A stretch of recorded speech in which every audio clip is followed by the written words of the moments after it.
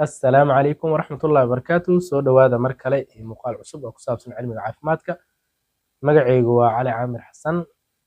Waxaan ka hadlaynaa maxaa la yiraahdaa food allergens. Maxaa loo yaqaanaa food allergens ama maxaa sababo food allergens.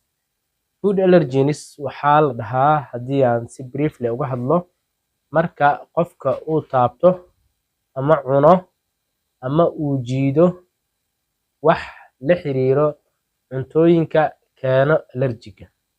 Food allergens marka waxay ku bataan jirka cunooyinka markii uu qofka cuno cuntooyinka ay ku badan yihiin waxyaabaha la yiraahdo food intoxicationska.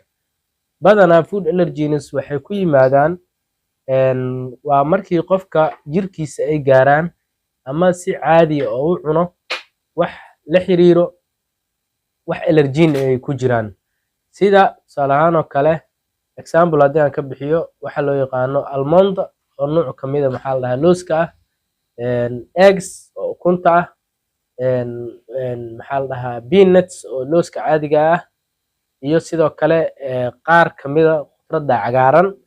Dhammaan intaas oo cuntooyinka ah sida xataa kalluunka, dhammaantood intaas haddii qofka uu cuno waxaa ku imaanayo waxaa loo yaqaano allergens.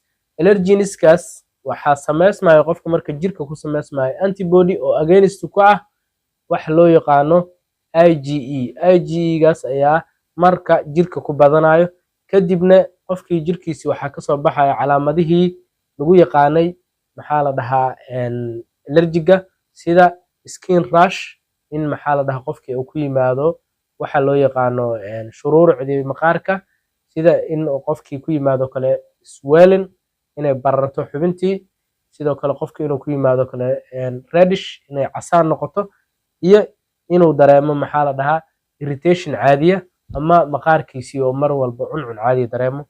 Food allergens aad ayay u qoto dheer tahay wayna xeel dheer tahay markii loo fiiriyo waxyaabaha dhammaan keeno. Marka food allergens xagee ka yimaadaan?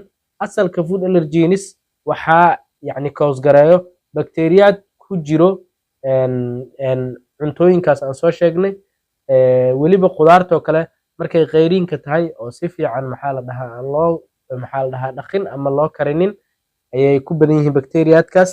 waxaana ka mid ah staphylococcus aureus iyo streptococcus iyo qaar ka mid ah gram negative bacteria sida salmonella oo kale.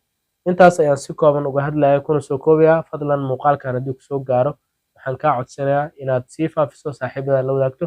Haddii aad YouTube naga daawanayso waxaan kaa codsanayaa inaad subscribe inoo saarto. Asalaamu calaykum waraxmatullahi